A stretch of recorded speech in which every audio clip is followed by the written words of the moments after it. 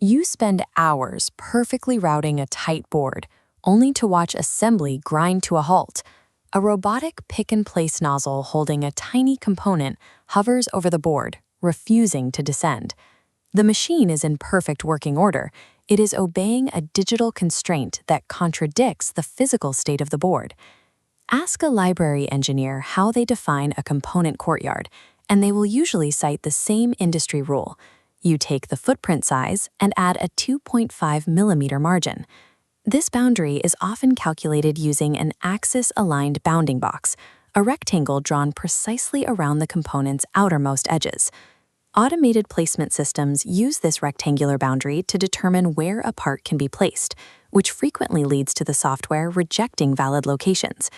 These inflated rectangles also occupy board area that would otherwise be available for routing traces.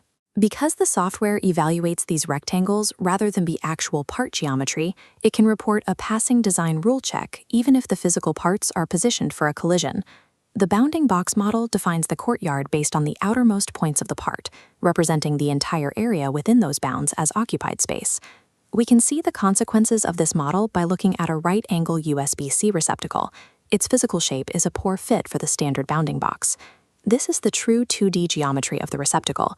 The mounting tabs on the sides create 4 distinct concave bays at the corners of the part. In a high-density design, these concave bays are usable board real estate.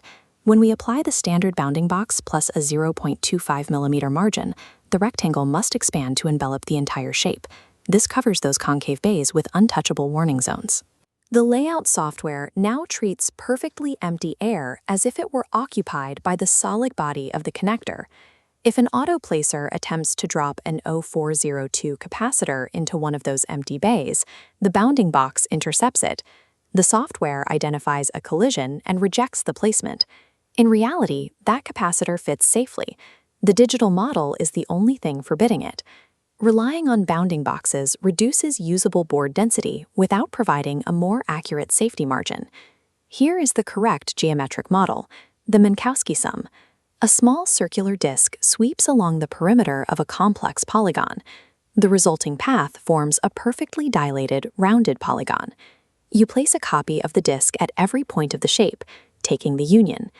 A true PCB courtyard is a Minkowski sum consisting of the component body plus 3 measurable manufacturing variables. The first is the pick-and-place accuracy tolerance, which accounts for the micrometric drift of the machine gantry. The second is the rotational lever arm error, a factor that scales with the physical size of the component. The third is the physical access clearance required for manual rework tools, like soldering irons or hot air nozzles. The standard IPC 7351 values are not arbitrary. They represent the radii of this combined tolerance disk. This comparison shows the difference between the bounding box and the Minkowski sum on our USB-C receptacle.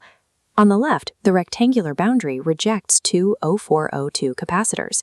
On the right, the same body is offset via a 0.30 millimeter disk.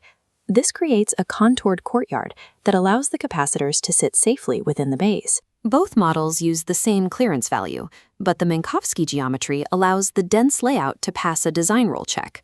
True courtyards are exact geometric probability spaces, defining every location where a part could possibly end up. The failure of the bounding box is even more pronounced when components are rotated. When this elongated component rotates 30 degrees, the axis-aligned bounding box must expand to encompass the new extremes. This results in massive areas of wasted space at the corners. Some CAD tools attempt to fix this by rotating a static rectangle, but this often clips the boundary and leaves the physical corners of the part underprotected. A Minkowski polygon offset naturally maintains a safe, uniform geometry regardless of the rotation angle.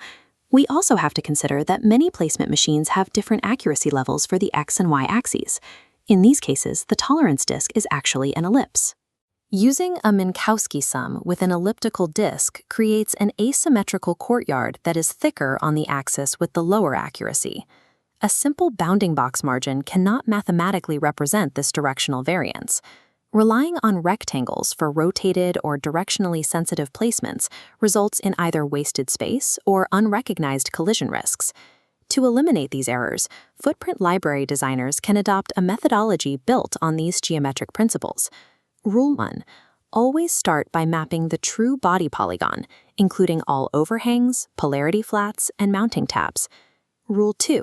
Compute the courtyard as a polygon dilation.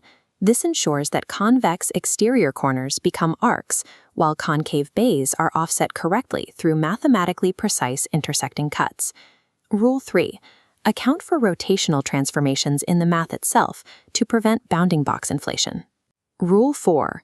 When finalizing the footprint grid, ensure that vertex snapping always moves outward so the safety margin never shrinks.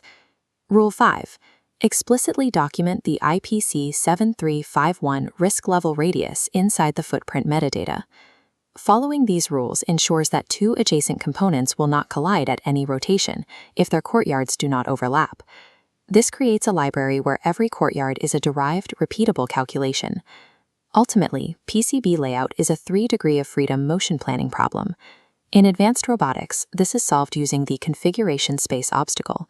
By calculating this equation for two bodies, we can define a single boundary zone that represents every possible collision state between them. This equation defines the exact keep-out zone between any two complex physical bodies. This provides a computational advantage. Collision detection no longer requires checking thousands of intersecting lines. It only requires checking if a single coordinate point exists inside a polygon. When body B is reduced to a single dot, we can instantly detect a collision the moment that dot enters the boundary zone. This check works for any component rotation, regardless of grid alignment. Building libraries this way eliminates the hidden bugs that typically slip past standard design rule checks. Applying Minkowski sums ensures that the keep-out zones accurately reflect the strict physical requirements of the modern assembly line. Treating a courtyard as a geometric guarantee requires the use of exact math.